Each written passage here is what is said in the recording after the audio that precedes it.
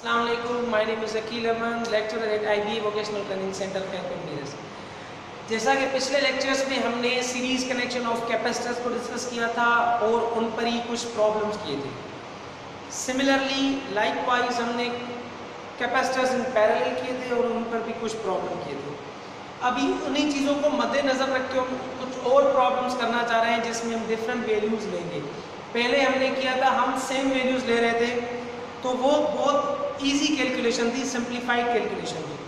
अब यहाँ पर हम डिफरेंट वैल्यूज़ लेके और कनेक्शन को कुछ इम्प्रोवाइज करके हमने यहाँ पर एक सर्किट डायग्राम ड्रॉ किया हुआ है। यहाँ पर हम आपको ओपन सर्किट और शॉर्ट सर्किट के बारे में भी बताना चाहते हैं। अगर वो हो, कभी कभी नेटवर्क के अंदर ओपन सर्किट हो, कैपेसिटर कोई ओपन हो या कैपेसिटर कोई शॉर्ट हो, तो वहाँ पर कैपेसिटेंस की कैसे कैलकुलेशन की जा सकती है। यहाँ पर देखिए मैंने दो सर्किट डायग्राम्स ड्रॉ किए हैं। हालांकि इसमें भी 4 कैपेसिटर्स हैं और इसमें 3 कैपेसिटर्स हैं। फर्क सिर्फ इतना है कनेक्शन के अंदर। देखिए यहाँ पर कैपेसिटर C1 का 12 माइक्रोफेरेड का वैल्यू है, कैपेसिटर 2 वो भी 12 माइक्रोफेरेड का वैल्यू है, कैपेसिटर 3 9 माइक्रोफेरेड का वैल्यू है, कैपेसिटर 4 12 माइक्रोफेरेड का वैल्यू है। यहाँ पर बजाय तो हमें ये लगता है कि देखिए ये दो आपस में सीरीज में और यहाँ पर से एक और पाथ निकल रहा है, इट मीन्स कि ये पैरेलल में होगा। लेकिन हमें ये देखना होगा कि जो कैपेसिटर 3 है वो ओपन है। देखिए इसका सेकंड टर्मिनल ओपन है, it mean charge can not flow from that capacitor because ये ओपन हो गया। ओपन का मतलब है यहाँ पर रेजिस्टेंस बहुत ज्यादा है और करंट हमेशा वही पाथ फ्लो करता है जो कम रेजिस्टेंस वाला हो, because resistance and current are inversely proportional to each other, आपस में उल्टी निस्बत रखते हैं। देखा जाए तो ये कैपेसिटर C3 ओपन है, तो यहाँ पर कोई करंट फ्लो नहीं करेगा। करंट फ्लो नहीं करेगा इट मीन्स कोई चार्ज फ्लो नहीं करेगी।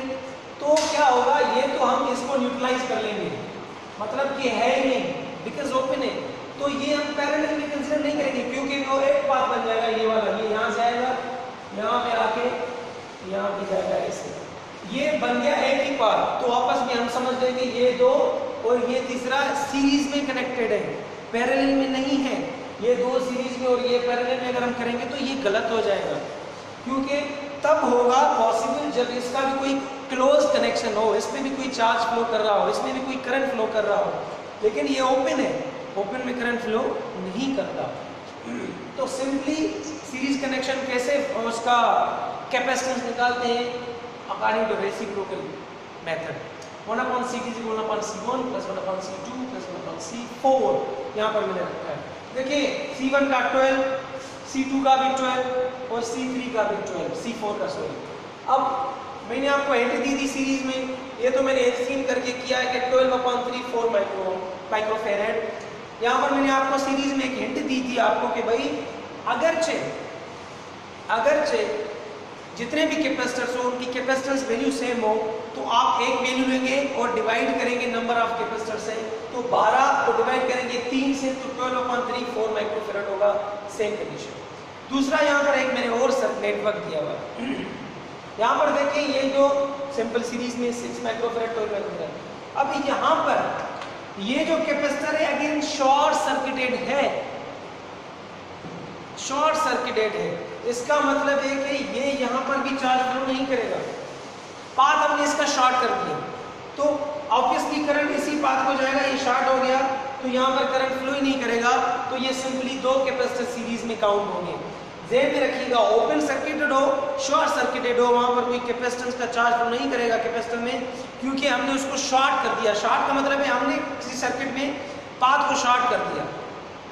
शॉर्ट करने का मतलब है कि हमने उसकी लेंथ कम कर ली, रेजिस्टेंस कम कर ली, तो अब इसका जो यहाँ पर होगा वही कोई चार्ज फ्लो नहीं करेगा, तो सिर्फ ये कंसीडर करेंगे हम दो कैपेसिटर। तो सिंपली हम सीरीज में रेसिप्रोकल के थ्रू करेंगे। हाँ, वहाँ पर 3 का मैंने आपको बता दिया, लेकिन यहाँ पर डिफरेंट वैल्यूज हैं, 6 माइक्रोफेरेड और 12 माइक्रोफेरेड। यहाँ पर हम सिंपली इसकी ये टेक्निक अप्लाई नहीं कर सकते कि भाई कोई भी एक वैल्यू ले और उसको डिवाइड करें नंबर ऑफ कैपेसिटर से।